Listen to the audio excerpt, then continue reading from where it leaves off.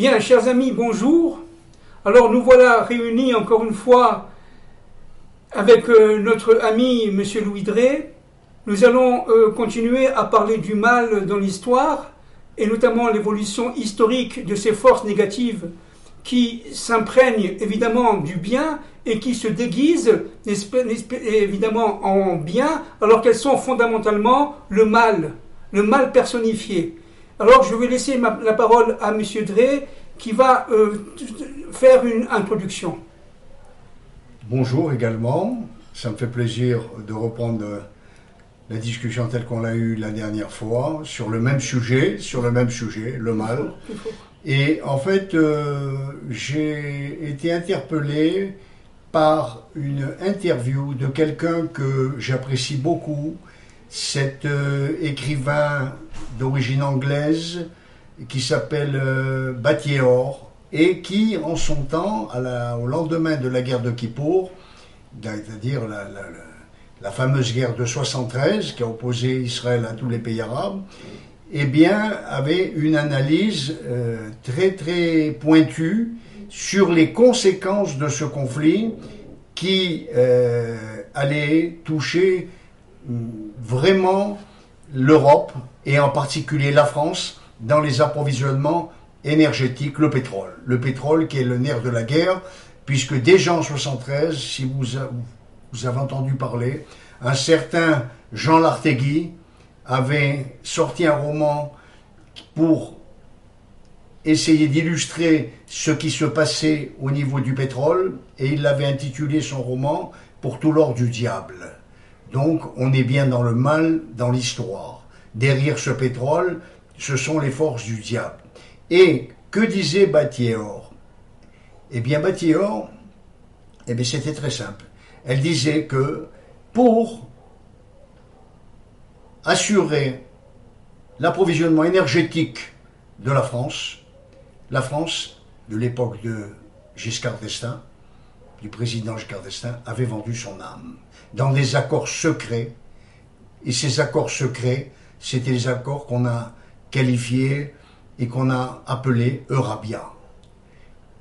Qu'est-ce qu'il stipulait? Il stipulait pétrole contre émigration. Mais pour la première fois, la France devait avoir affaire à une émigration qui ne devait pas s'intégrer car les conditions imposées par les pays producteurs, c'était qu'on accueille cette émigration en lui garantissant ses caractéristiques culturelles de manière à ce qu'elle puisse maintenir, non pas s'intégrer, mais maintenir sa culture et son identité. Alors évidemment, c'était en 73, et la poursuite de cette politique pendant 50 ans, je vous rappelle que dans le judaïsme, 50 est le chiffre qui est représenté par la lettre Nun, c'est dans la Torah le Yovel.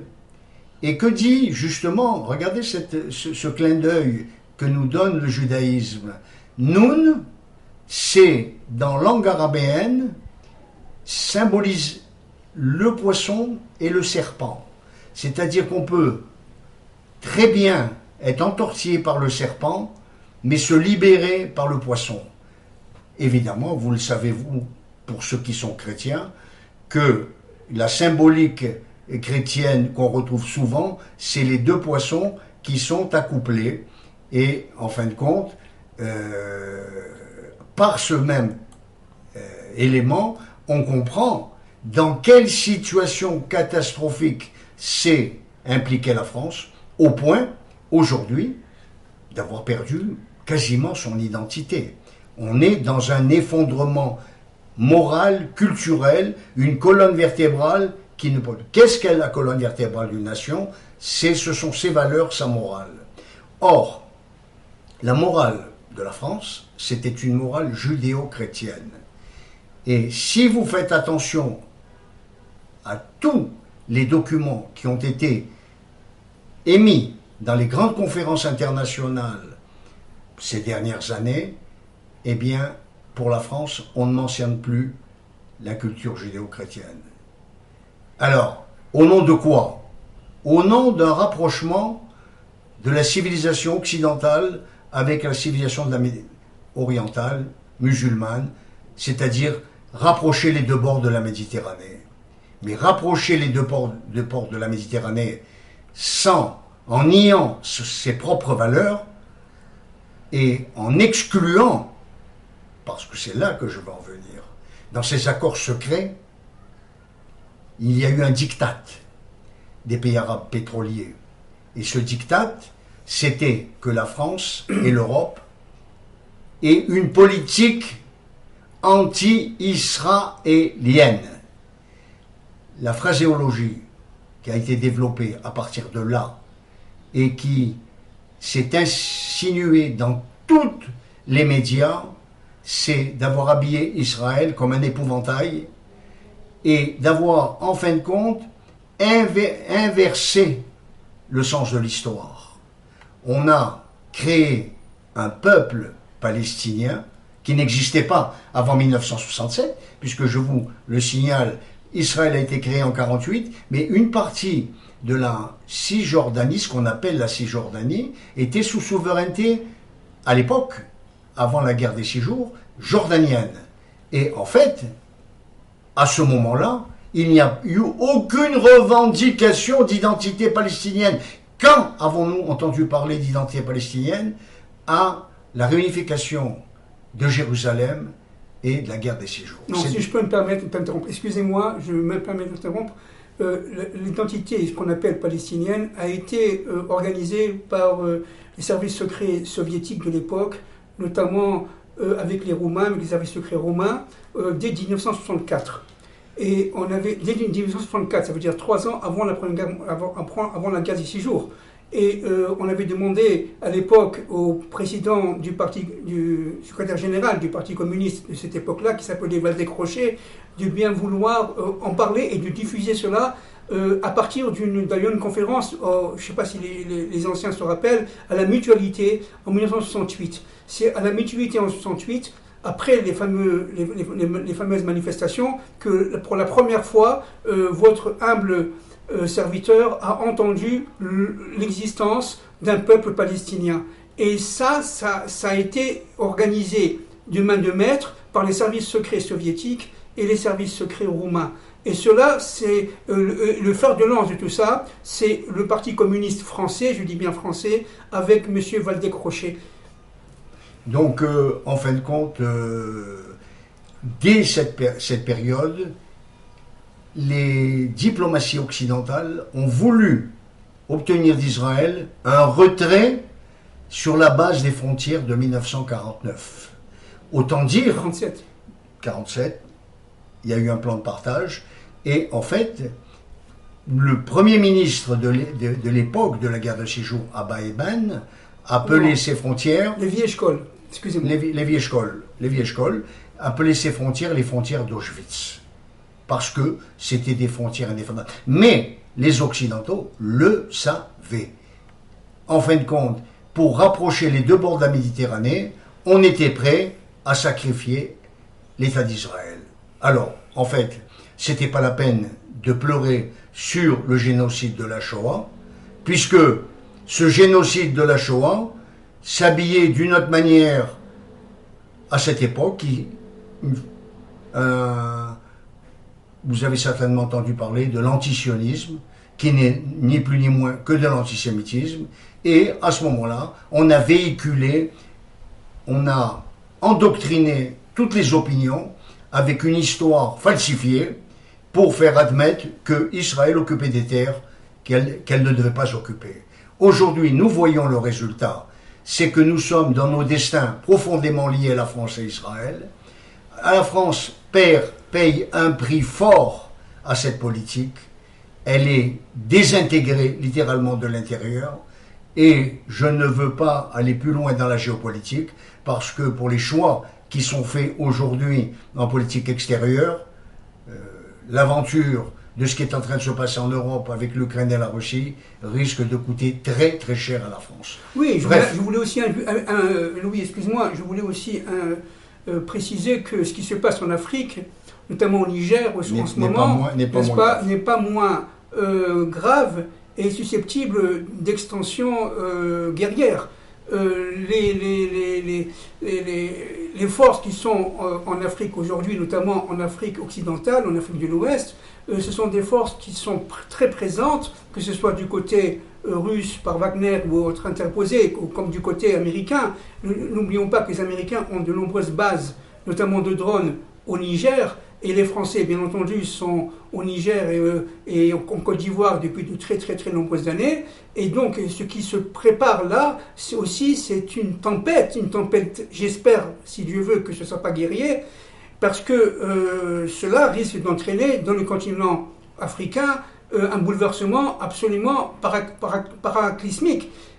Ça peut être extrêmement grave dans la géopolitique du monde, parce que les pays africains qui veulent leur véritable indépendance, on ne parle pas des indépendances factices des années 60, n'est-ce pas, dans lequel il y avait les Français derrière de nombreux pays, ou les Anglais de nombreux pays africains. On parle d'une véritable indépendance avec une prise identitaire des peuples, n'est-ce pas, et entre parenthèses, nos maîtres des secrets disent que tant que l'Afrique est endormie, il n'y aura pas encore de messianisation du monde.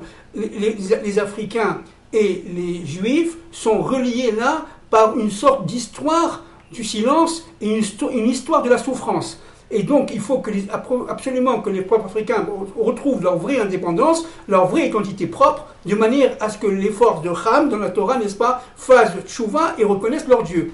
Parce que les Africains sont liés directement aux forces de Ham. En fin de compte, ce processus est très très difficile à comprendre, pour comprendre exactement où nous en sommes arrivés aujourd'hui, parce que, en fait, on peut se poser la question que dès mai 68, cette situation qu'a vu le général de Gaulle quitter le pouvoir, lui qui ne voulait pas être intégré aux forces de l'OTAN, on voit aujourd'hui le résultat, eh bien, a amené des bouleversements sans précédent. À savoir que, on l'a évoqué à plusieurs de nos rencontres par vidéo, au niveau financier pour la France, la loi financière Pompidou, où la France devait céder aux desiderata des marchés financiers, se financer sur le marché mondial à des taux variables, bien sûr, en fonction des conjonctures, et alors qu'elle se finançait gracieusement auprès de la Banque de France à des taux de 0%. Alors, pourquoi je vous dis ça? Parce qu'aujourd'hui, on voit l'état des finances de la France, mais sur une dette globale à peu près de 3 000 milliards, il y a déjà 2 milliards de services de la dette. Donc, ce sont... 2 000 milliards. Pourquoi? Mais pourquoi cette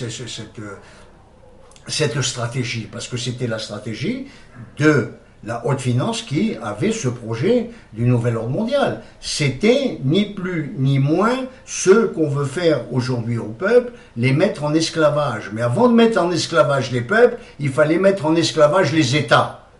Or, en signant des traités de ce genre et des accords de ce genre, on se passait une corde au cou. Alors, bien sûr, il y a eu la suite, mais pour bien comprendre les choses, et il faut toujours y revenir, ça a été deux stratégies de conquête mondiale qui s'appuyaient l'une sur l'autre, mais qui, au fond, étaient aussi nocives l'une que l'autre pour la France, pour Israël, pour l'Europe, pour le monde occidental, à savoir un islam dont l'objectif n'était pas simplement de subvenir à des souffrances de réfugiés pour les faire intégrer dans des pays occidentaux. Il y avait une arrière-pensée, c'était une conquête qu'on appelle dans le monde musulman le djihad. Et aujourd'hui, les nations occidentales ne savent plus quoi faire avec cette marée qui les a envahis et qui ne s'est pas intégrée, puisque ce n'était pas le but. Mais parallèlement, et c'est là où je veux en venir, c'est que le nouvel ordre mondial avait besoin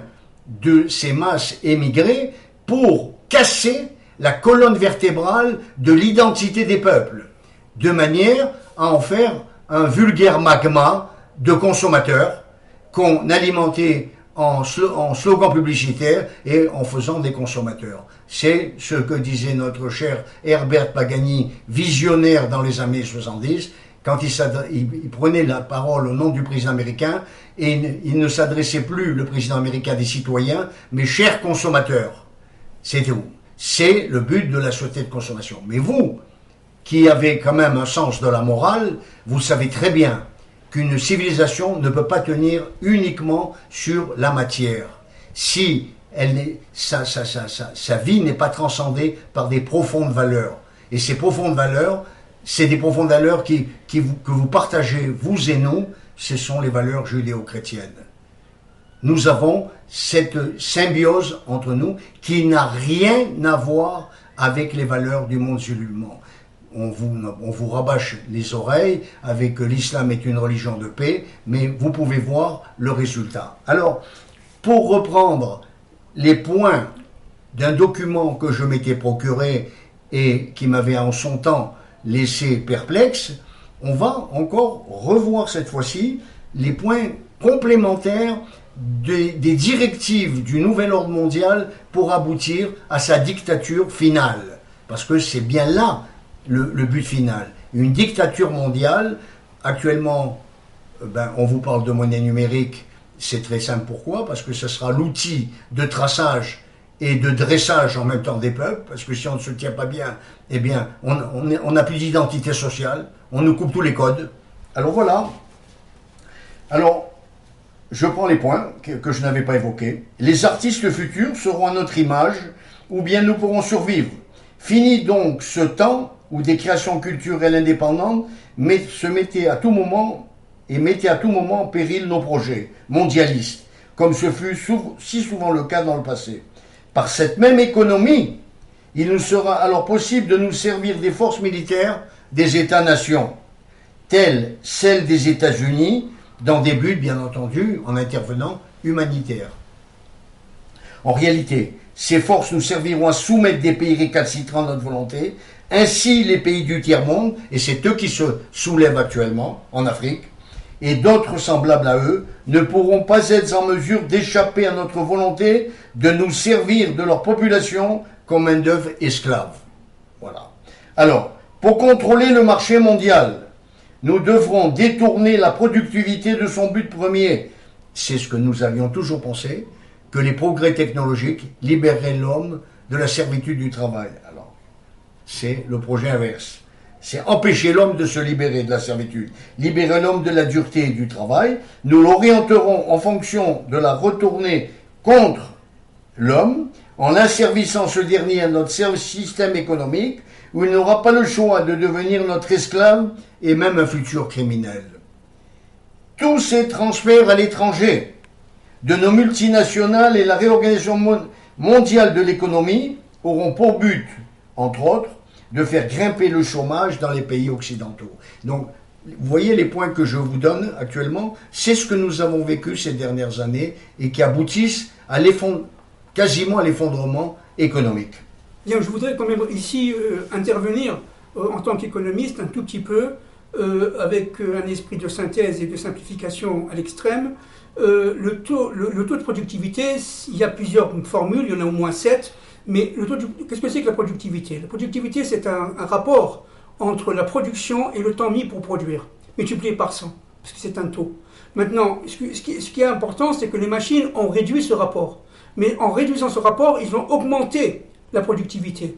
Mais cette productivité a été confisquée par certaines élites. Je ne dis pas toutes les élites, certaines élites. Et donc, à partir de ce moment-là, plus on produit et plus on enrichit non pas le peuple français ou le peuple israélien ou le peuple américain, mais on enrichit certains. Pourquoi? Parce que, tout simplement, les machines ont été confisquées et le savoir-faire a été confisqué par les transferts de technologie, ont été, si vous voulez, carrément sacrifiés par le plus grand nombre pour certaines élites.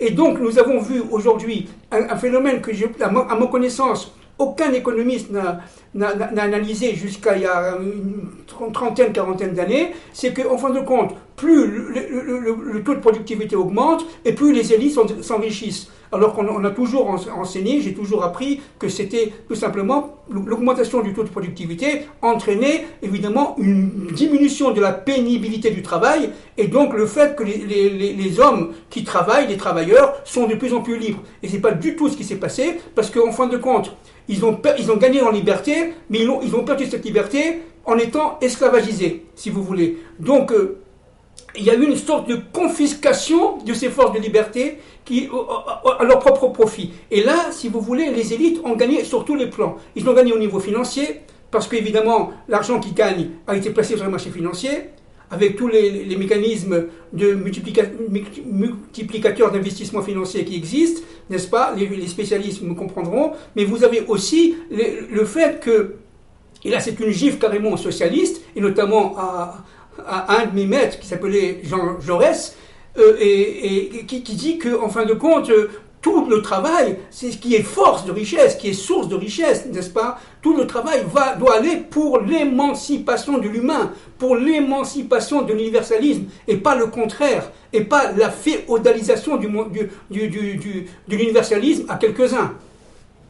Oui, parce que, en fin de compte, pour ajouter une précision également qui va dans le même sens, c'est qu'on a assisté depuis déjà des années à une gestion qui pénalisait complètement la force du travail, à savoir que les multinationales offraient une prime à la gestion de leur direction qui réduisait fortement la main-d'œuvre, même avec des résultats qui étaient excellents. Alors, en fin de compte, on ne comprenait plus, puisque une entreprise qui marche bien, elle peut conserver son personnel et elle peut... Ah ben là, on rentrait dans un phénomène inverse. C'est-à-dire, plus elle se sentait bien, pour que les actionnaires soient satisfaits dans les conseils d'administration, le PDG sacrifiait une partie de la main-d'œuvre. Et donc, quand vous aviez des dirigeants politiques qui vous disaient mais notre souci premier, c'est de réduire le chômage, mais c'était impossible, parce qu'entre ça et les délocalisations et la concentration des moyens de production au niveau de grands groupes qui étouffent le tissu de PME et tout, il y a un chômage endémique, c'est-à-dire imputrescible. Oui, c'est un chômage endémique qui est dû d'abord à un phénomène de désindustrialisation. Ce phénomène de désindustrialisation qui a été voulu, qui a été organisé, qui a été orchestré par certaines élites et qui a été mis en pratique en France et en Allemagne et dans de nombreux domaines en Europe et pas seulement en Europe, au profit de certains pays asiatiques. Au début, c'était les pays d'Afrique du Nord, notamment la Tunisie et le Maroc, puis cela s'est déplacé vers le Bangladesh et les Indes. Aujourd'hui, c'est, disons, en gros, la Chine et le Vietnam et certains pays qui sont collatéraux. Mais il faut comprendre une chose, c'est que ce déplacement, n'est-ce pas, de la rentabilité du travail, parce que évidemment, diviser le travail géographiquement dans des zones les plus expansives et les plus productives permet de gagner beaucoup plus d'argent. Il y a ce qu'on appelle ici un effet d'économie de masse qui se fait une économie ce qu'on appelle la capitalisation du travail, la capitalisation boursière, qui fait que véritablement certaines élites, je dis bien certaines élites, vont profiter du maximum, non seulement par la décentralisation, par la délocalisation, n'est-ce pas? Mais aussi et surtout par le fait que cette décolonisation va aller à leur propre profit, et pas seulement, contrairement à ce qu'on pense, au profit du consommateur.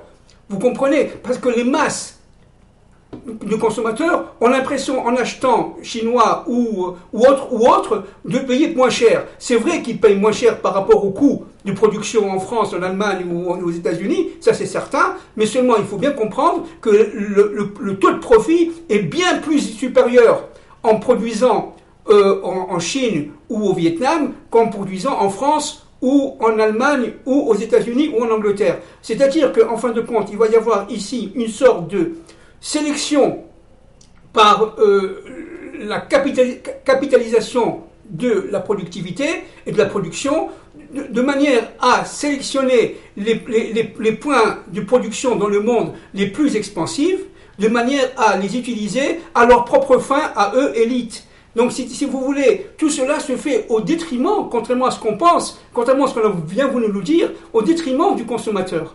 Et sans compter qu'on met des produits, évidemment, à bas coût, qui sont souvent très très dangereux, de manière à maximiser le profit. Nous sommes dans un temps de maximisation du profit. Et cette baisse des prix, et ces baisses des cours, et ces baisses des monétaires, en fin de compte, alimentent l'augmentation du profit. C'est ça qui est complètement fou, c'est qu'en fin de compte, plus on baisse les prix, et plus les producteurs en profitent. Pourquoi ? Parce que la baisse des prix augmente évidemment le tissu social de consommation, mais surtout, permet par des manœuvres fiscales et parafiscales d'augmenter, si vous voulez, par des détournements de capitaux, d'augmenter les profits, et les profits qui sont induits au fait que la production se fait dans des zones à travail intensif, très intensif, n'est-ce pas? Il faut savoir qu'en Inde, on travaille 12 à 14 heures par jour pour gagner, j'allais dire, presque 3 sous, n'est-ce pas? Comme en France au début du 19e siècle. Et il n'empêche que, véritablement, le profit est expansif et de plus en plus expansif pour quelques-uns. Oui, parce qu'en fin de compte, pour comprendre où nous en sommes arrivés, il faut bien voir maintenant, on a du recul, que c'est toute une stratégie de gestion économique à l'échelle planétaire, ce qu'ils ont appelé la globalisation. Mais cette globalisation, ce qu'on a oublié de préciser, ou totalement, on a eu des mots et des pensées démagogiques en disant ça profitera à la croissance, mais la croissance pour qui? Pas pour les salariés, pas pour les classes moyennes, c'est pour des élites. Ce sont des élites, ce sont les actionnaires de grands groupes qui, eux, enregistrent évidemment des gains substantiels à chaque année, vu les résultats au CAC 40 ou sur le marché de Wall Street, et en fin de compte, une paupérisation de plus en plus grande des classes moyennes. Voilà. Alors, je voudrais quand même insister sur un point très important. J'ai parlé tout à l'heure de Jean Jaurès. Jean Jaurès a été plusieurs fois député. Bon, je veux pas parler de sa vie, c'est très long, et c'est un homme absolument sublime. Mais Jean Jaurès dit à l'Assemblée nationale, dans les années 1895-1897, il dit qu'en fin de compte, sur 100 de capital produit, dans le pays, je parle de la France, eh bien, seulement 3 ou 4% vont à la population. Et la plupart, bon, je vais très vite, et la plupart sont récupérés par les capitalistes. Et ils donnent des preuves. Il donne un autre exemple que j'ai dit à mon ami Louis tout à l'heure, n'est-ce pas? Il a pris l'exemple de Paris, nous sommes dans les années début 1900, et pas aujourd'hui, regardez, il y a plus de 120 ans, Jean Jaurès, de mémoire bénie, parce que c'était un homme absolument universaliste et qui ne supportait pas le lucre et qui ne supportait pas du tout le sens, il n'avait pas du tout le sens du pouvoir. Il disait que si je prends la région de Paris, les arrondissements de Paris en son temps, au début du XXe siècle, dans les années 1900 à peu près, eh bien, si je prends Neuilly-sur-Seine, il y avait un taux de mortalité infantile, de l'ordre de 33 sur 1000.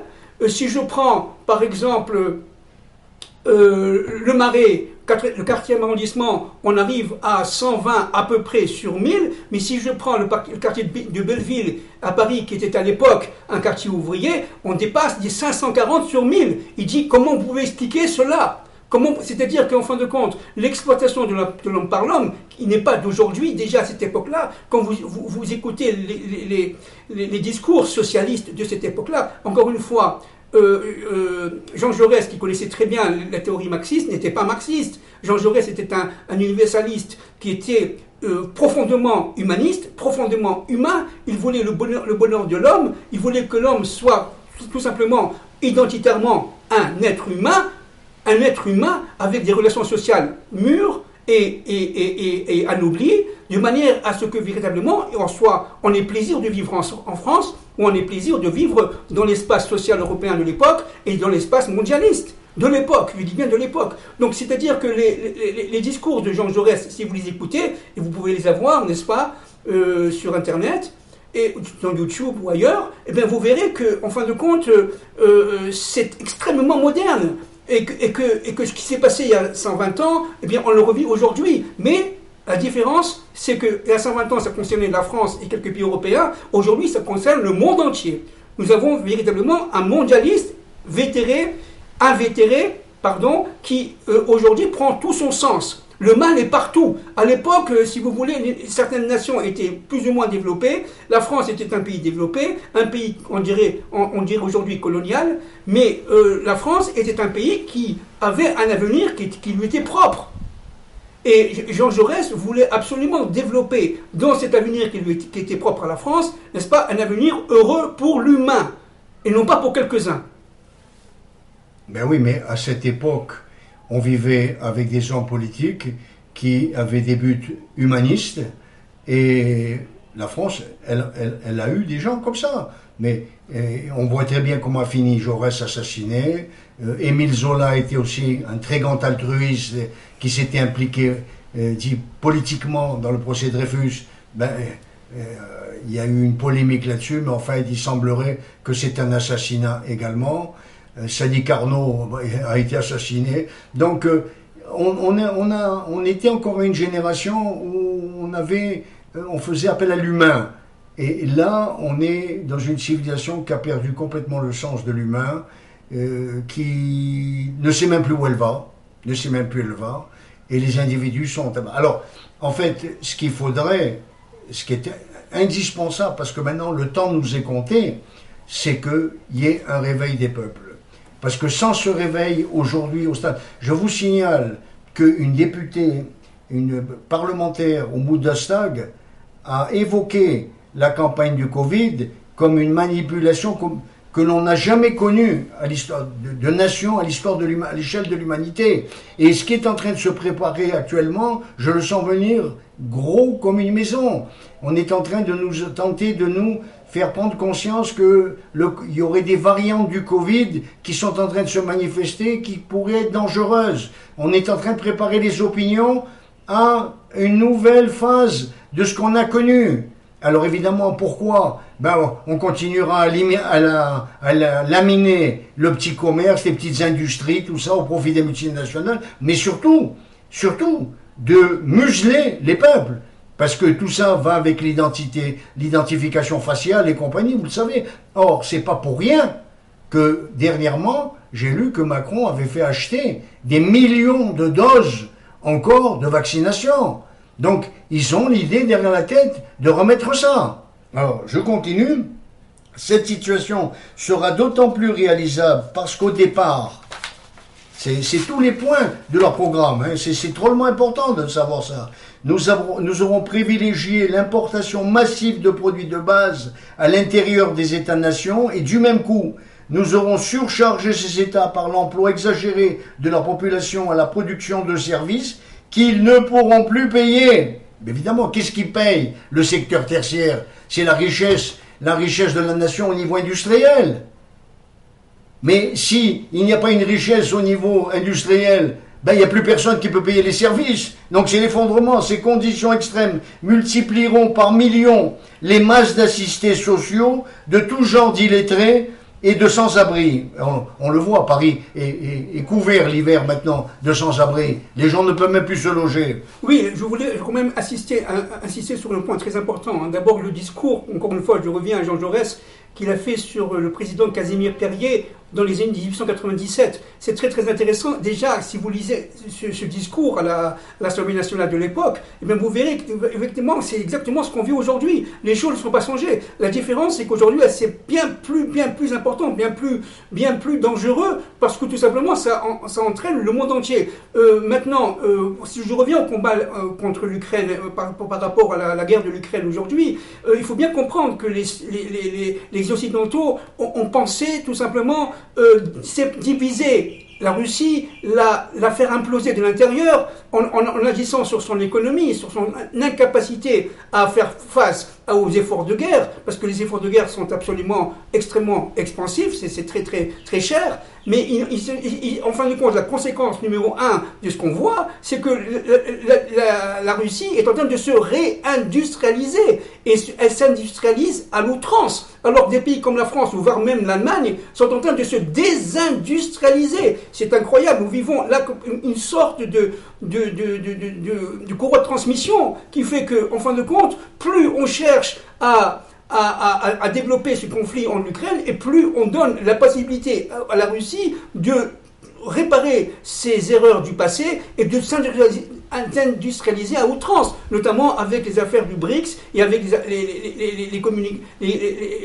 les communications qu'ils ont avec les Chinois et d'autres États. C'est-à-dire qu'en fin de compte, ce qu'on voit ici, c'est un double mouvement, un mouvement de désindustrialisation à outrance qui est arrivé à son terme en France et qui commence à être à un certain niveau de non-retour en Allemagne. N'est-ce pas? Beaucoup d'entreprises allemandes ferment en ce moment, elles vont même se délocaliser en Amérique. Et d'un autre côté, vous avez une réindustrialisation de l'économie, c'est-à-dire de la classe moyenne russe. Et donc, si vous voulez, là, vous avez une sorte de classe moyenne russe qui commence à apparaître d'une manière très sérieuse, alors que vous avez véritablement des classes moyennes en Allemagne, en Angleterre et en France, par exemple. Si je parle de la France, ne parlons pas des États-Unis, qui est en déshérence, en désespérance. Donc, vous avez ici un mouvement qui est un effet boomerang, un mouvement boomerang qui fait qu'on a voulu séparer et détruire l'économie russe, et la séparer de ses richesses minières, etc. En fin de compte, on s'aperçoit que l'économie russe s'industrialise et crée des richesses à perte larigot, cela en contrepartie à la déshérence de certaines entreprises européennes et des plus connues. Qui sont vendus à tire-larigot dans les marchés financiers. C'est-à-dire que, encore une fois, je ne suis pas pro-russe, je ne suis pas pro-français, je suis tout simplement un économiste qui essaie de voir un peu les grands mouvements de l'histoire. Ce qu'on voit ici, c'est que la stratégie occidentale de désespérance par rapport à la Russie n'a mené non seulement à rien, à une sorte d'impasse, mais surtout, malgré toute la désinformation, malgré tous les messages faux et éhontés qu'on a reçus et qu'on reçoit à chaque instant des organes de presse qui sont tout simplement, qui sont aux mains de cette même élite, enfin de certaines élites, notamment américaines, mais pas seulement. Et donc de tout ça qu'il faut bien comprendre, c'est que en fin de compte, il va y avoir une sorte de zone d'alerte qui risque d'entraîner vraiment une troisième guerre mondiale, parce que les États qui sont déjà, comme en 14 d'ailleurs, extrêmement endettés, n'est-ce pas? Et déjà, je reparle encore de mon maître Jean Jaurès, qui parlait de l'effondrement de l'endettement, excusez-moi, l'augmentation des États à cette époque-là, notamment de l'État allemand, qui faisait qu'en fin de compte, il était extrêmement compliqué de financer l'effort de guerre. Il a fallu faire appel à l'Église, aux dons de l'Église, on parle en 1913, dans les années 1910, pour réarmer, parce que tout simplement, il n'y avait pas d'argent dans les caisses. Et donc on se retrouve aujourd'hui à un moment d'avant 14-18. Et ce qui est incroyable, c'est que la guerre de 14-18, on la retrouve aujourd'hui en Ukraine, avec une guerre de tranchées. On gagne 10 cm, mais on est content. C'est exactement ce qui s'est passé dans les batailles de Verdun. Un jour de bataille de Verdun a tué 25 000 personnes. Je ne sais pas si on s'en rend compte. En France, sans compter en Allemagne et ailleurs. Voilà. Donc, en fin de compte, on est dans une grande désinformation, parce que si vous voyez bien, on vit comme si rien ne se passait, alors que c'est une véritable boucherie sur les champs de bataille, et que ça risque d'ailleurs d'aller beaucoup plus de l'avant dans les mois qui viennent. Moi qui côtoie en Israël des russophones, j'essaye d'avoir leur opinion sur ce conflit, mais ils me disent, regardez comment on est, la démagogie des médias. Ils me disent, mais attendez, le Donbass, la Crimée, la République du Lugansk, ce sont des populations russophones qui ne veulent pas en aucun cas échanger leur identité russe contre une identité ukrainienne. Alors on fait croire qu'ils sont là, les Ukrainiens, avec les forces américaines et de l'OTAN, pour libérer ces peuples. Mais eux, ils ne veulent pas de tout ça. En fin de compte, le véritable arrière-pensée, c'est de chasser la Russie de ses terres, mais ça, c'est un pari qui ne va pas réussir, parce que on joue avec le feu, c'est la roulette russe. En dernier recours, les Russes ont bien manifesté qu'ils seraient prêts à d'autres moyens dans ce conflit si la situation leur échappait. Alors, je reprends les points. Par des pertes de millions d'emplois dans le secteur primaire, et c'est ce qui est en train de se passer. Je lisais ces derniers jours que le nouvel ordre mondial voulait absolument réduire la surface des terres cultivables au moment où on a des problèmes d'alimentation des populations mondiales. Donc qu'est-ce qu'on veut? Affamer l'humanité? En Hollande, il y a 2-3 suicides d'agriculteurs par jour, parce qu'on les pousse à la faillite. Alors, par des pertes de millions d'emplois dans le secteur primaire, à même les évasions déguisées de capitaux étrangers hors des États-nations, il nous sera possible de mettre en danger de mort l'harmonie sociale par le spectre de la guerre civile. C'est pas ce qui se passe en France aujourd'hui. En France, en Europe et en Israël. Ces manipulations internationales des gouvernements et des populations des États-nations nous fourniront le prétexte d'utiliser notre FMI. Et voilà, c'est le Fonds monétaire international pour soi-disant réguler les finances des États, mais en fin de compte, les asservir complètement avec des crédits, mais en exigeant des contreparties où ils perdent leur souveraineté politique. Pour pousser les gouvernements occidentaux à mettre en place des budgets d'austérité sous le couvert de la réduction illusoire de leur dette nationale, de la conservation hypothétique de leur code de crédit international, de la préservation impossible de la paix sociale. Par ces mesures budgétaires d'urgence, nous briserons le financement des États-nations pour tous leurs méga-projets qui représentent une menace directe à notre contrôle de l'économie mondiale. Donc aucune souveraineté de l'État-nation. Oui, c'est pour ça que vous avez de grandes firmes américaines, allemandes et surtout françaises, soit qui font aujourd'hui faillite, soit qui sont rachetées par le marché financier. C'est-à-dire qu'aujourd'hui, vous avez de plus en plus de firmes qui étaient omniprésentes il y a une dizaine, quinzaine, vingtaine d'années, même avant, et qui sont aujourd'hui carrément défaites et inexistantes. Elles sont disparues. Pour une raison très simple, c'est que la capitalisation boursière s'est faite à leur désavantage, et non pas à l'avantage du plus grand nombre. Elle s'est faite à l'avantage de quelques-uns. Encore une fois, on retrouve certaines élites.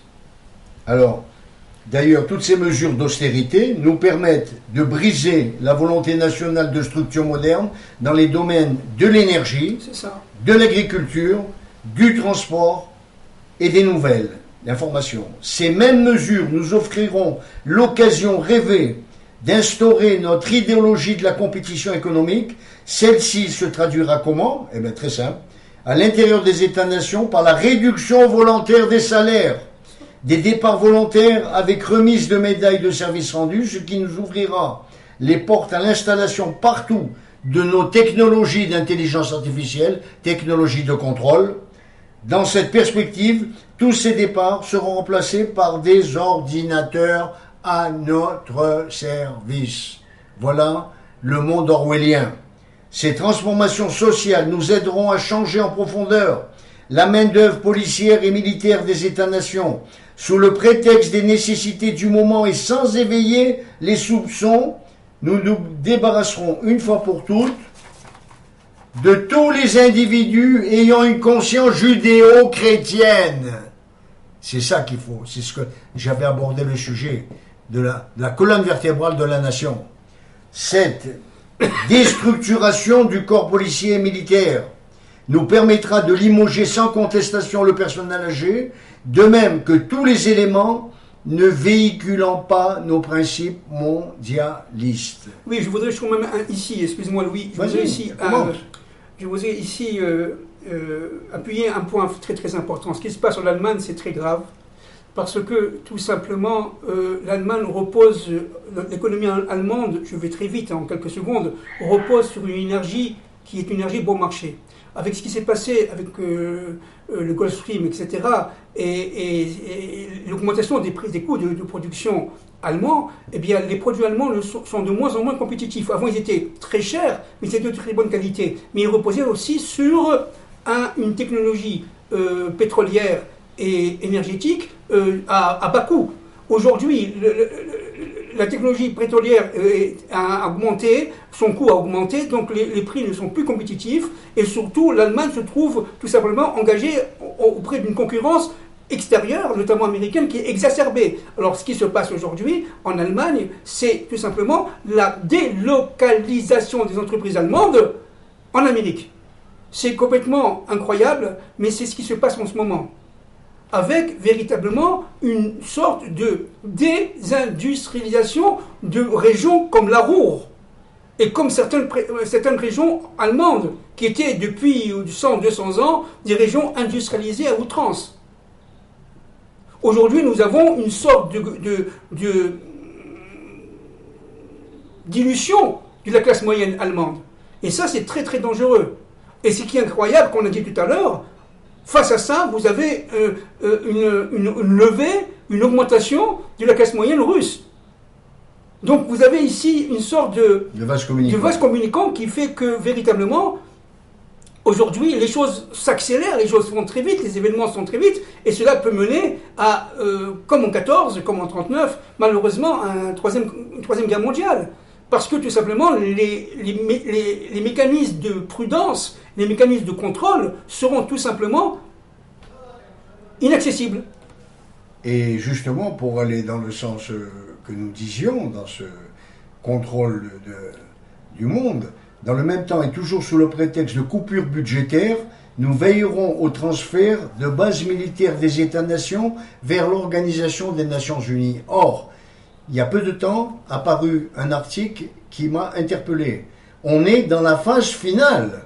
On est dans la phase finale, oui. Et on est actuellement dans la phase où il est projeté d'introniser l'ONU comme gouvernement mondial. Or, je vous signale que s'il y a une organisation dominante maçonnique, c'est bien l'ONU. Alors là, on rejoint les premiers cours que nous avions faits sur la vocation de ces lobbies et de ces mouvements illuminati qui œuvrent pour le triomphe, non, également, pas uniquement du nouvel ordre mondial, parce que derrière le nouvel ordre mondial, il y a une spiritualité qui leur est propre. Et cette spiritualité qui leur est propre, c'est la spiritualité luciférienne. Lucifer. Eh bien, je vous signale que l'ONU également adhère à ces principes. À ces principes et avec dans sa majorité. Dans sa majorité. Dans sa majorité. Bien dans sûr. sa majorité. Bien sûr. Alors, dans cette perspective, nous travaillerons à la réorganisation du mandat international des Nations Unies. On ne peut pas faire mieux.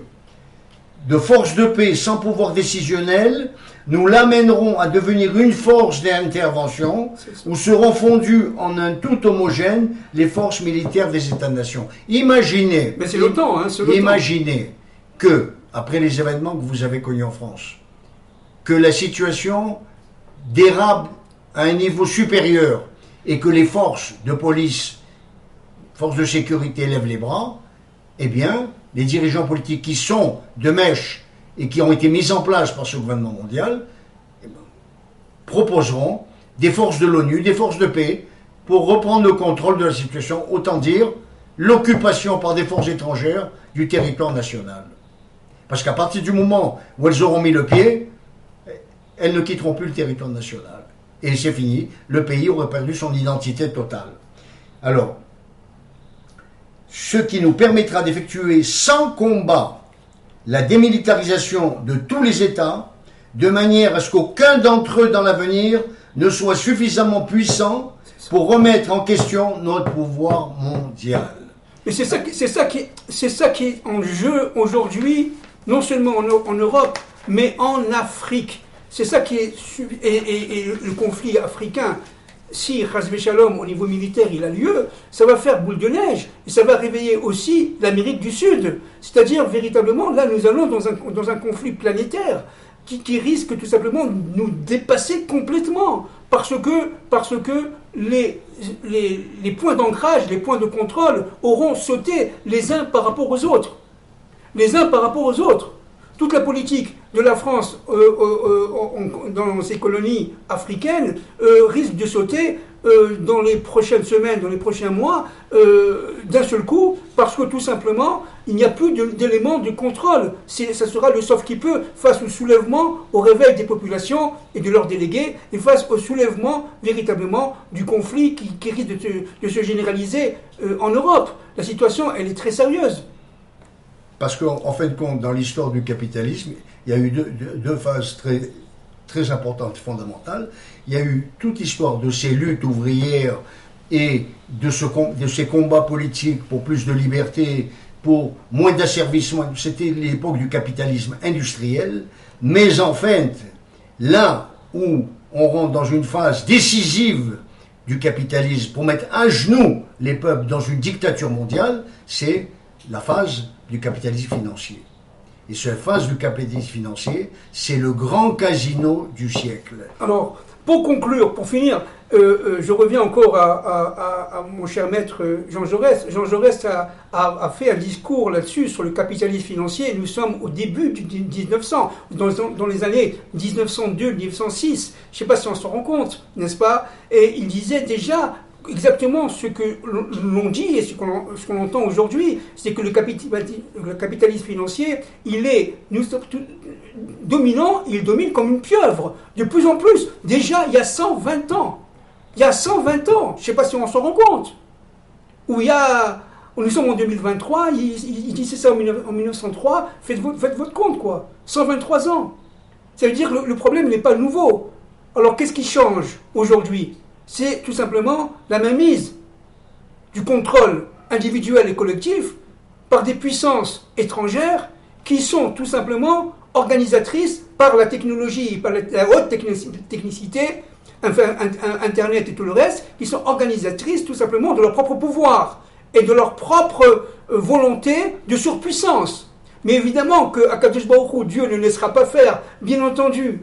Parce que Dieu est le maître de l'histoire. Ce ne sont pas ces quelques élites-là, ces quelques personnages-là, ces quelques centaines de personnages qui vont dominer l'histoire. Ça n'existe pas, bien entendu. Donc il faut un message, évidemment, optimiste malgré tout. Mais c'est vrai que si on parle au niveau rationnel, au niveau véritablement de la géostratégie, de la géopolitique, de la géoéconomie, les choses vont assez mal, pour ne pas dire très mal. Mais Dieu interviendra et Dieu va nous sauver, Bezrat Hashem. Le dernier mot que j'ajouterai, c'est parce que souvent, quand des gens parlent comme nous parlons, on les taxe de complotisme. Et je terminerai chacune de mes interventions pour bien confirmer que ce n'est pas du complotisme. C'est la célèbre phrase du président Giscard d'Estaing, qui lui-même adhérait à des nébuleuses comme les Bohemian Clubs, qui sont des branches qui ressemblent aux Illuminati. La plupart des hommes politiques, dit-il, grisés par la réussite, ne connaissant pas le plan final, seul le haut de la pyramide le connaît, se font avoir les uns après les autres, par des promesses d'un monde meilleur, alors que c'est le chaos qui est planifié. Valéry Giscard d'Estaing. Je vous signale que François Mitterrand, les premières choses qu'il a programmées lors de son début de son premier mandat, c'était la construction de la pyramide. Et peu de Français savaient qu'il était considéré dans les sphères occultes comme un grand maître de maçonnerie. Voilà, merci beaucoup. Portez-vous bien et que Dieu nous protège tous.